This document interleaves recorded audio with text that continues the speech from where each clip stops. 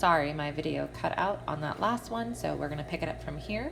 We'll just call this some more advanced chain rule, and we're also going to do still the derivatives of natural log and exponentials like e to the x.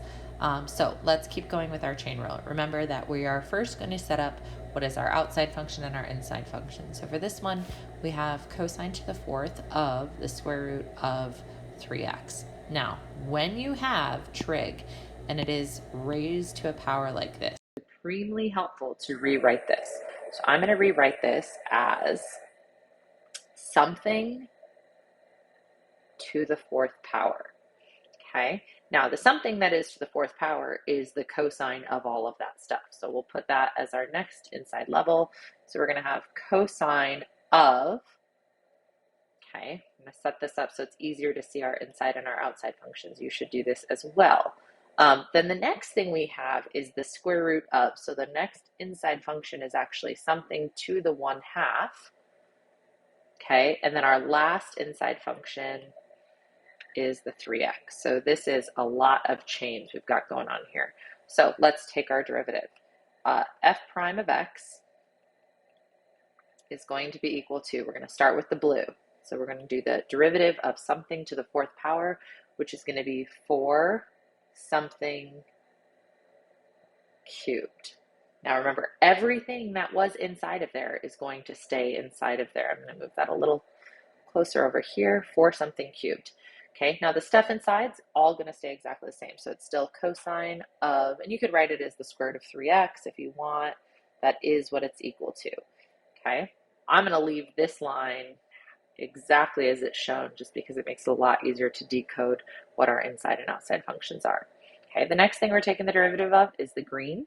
So the derivative of cosine of a bunch of stuff is negative sine of a bunch of stuff. We're going to leave that stuff alone. So again, that's going to be negative sine of the square root of 3x.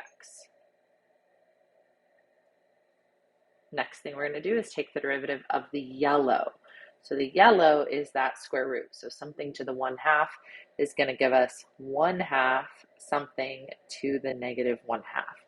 And again, we'll leave the stuff inside of that square root alone.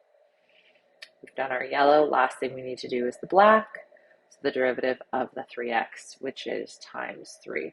This is often when students are like, when do you stop? When do I keep going? Do I take the derivative of like a 3? Then I get a times 0. How does that work? You're never taking the derivative of this. You are only referring to your original function. Okay, so remember that. That's why it's helpful. Right now, I'm setting it up in colors. I know you always can't do that, but you can usually set it up with parentheses and some space so that you know what it looks like. I'm not going to bother simplifying this. Obviously, there's a lot we could do. We've got a square root and a denominator. I've got a bunch of constants. I've got like a 1/2 and a 3 and a negative and a 4. I'm just going to leave it here. We've done all of the hard work. Let's move on and talk about e to the x. So e to the x is also going to utilize chain rule. And it works in a really cool way. So the derivative of e to some function, and I'm just calling it u of x, is going to be e to the u of x and then times the chain. So times the derivative of, and the inside function, I guess in this case, is the exponent. Okay, so e to the, leave the stuff alone, times the derivative of the stuff. Okay, so e to the u of x times u prime. Let's look at some examples. So if we have e to the x, the derivative of e to the x is e to the x, right? Leave the exponent as it was, multiply by the derivative of the exponent, so that's times 1, which is just e to the x. E to the 2x, we're going to get e to the 2x. We're going to multiply by the derivative of the exponent, which is times 2. Okay, e to the 5x cubed minus 1. So we still have e to the 5x cubed minus 1. But we're going to multiply by the derivative, which in this case is 15x squared. Now, a word of note, often they'll move the constants to the front. So 15x squared times e to the 5x cubed minus 1. This is probably how you're likely to see this. It is the same either way.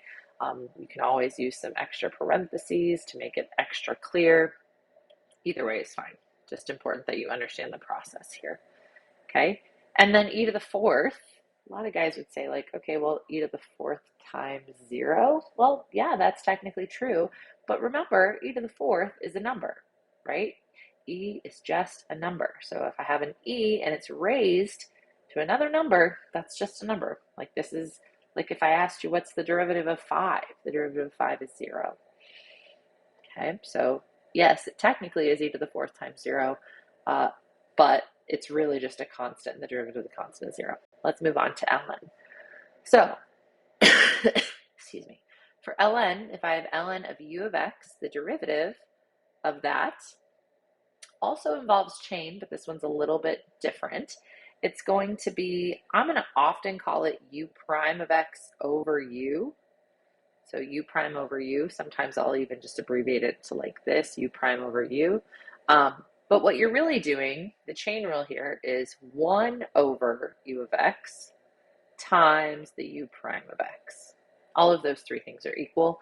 So however it's easiest for you to think about that, but often students prefer this middle one where we just say u prime over u, which means ln of u, whatever you're taking the ln of, you're going to have the derivative of that stuff divided by that stuff. So here's an example, ln of x. So the stuff is x, so the derivative of x is 1 over, and then you leave the stuff alone, 1 over x.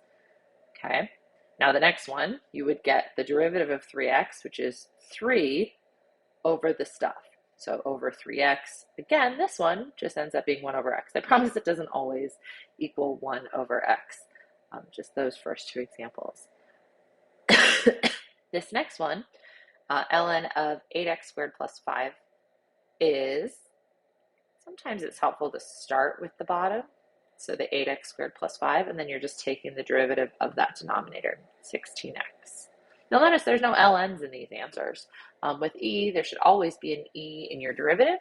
With ln, there should never be an ln in your derivative. Okay, obviously there are special cases for everything, but that's in general how this works. And ln of 2 is a number. So anytime you're taking the derivative of a number, hopefully you're getting a 0. Okay, let's do more examples. So this is going to involve derivatives of ln and chain rule. So we have ln of the square root of x. Okay, there's a couple different ways to think about this. You could off to the side write what your u of x is, which is x to the 1/2, and then write what your u prime of x is, which is 1/2 x to the negative 1/2. Okay, that's one way to approach it. Sometimes that's easier for students when they're first learning this and how to set this up. Okay, so really what we have here is we have u prime over u. Now that might get a little confusing because this is going to be in the numerator, but it's got a negative exponent. So it might be helpful to simplify that into 1 over 2 rad x. That's exactly what that's equal to. And this is just equal to a square root of x. So let's see what we get if we do that. Okay, so we have u prime 1 over 2 rad x divided by, really, rad x. Okay, so some guys are really unsure of how to simplify this because they're like, okay, then do I just like multiply by rad x? Do the rad x cancel out? Got to be careful. Multiplying by rad x is not the same as dividing by rad x, right? Really what you're dividing by is rad x over 1.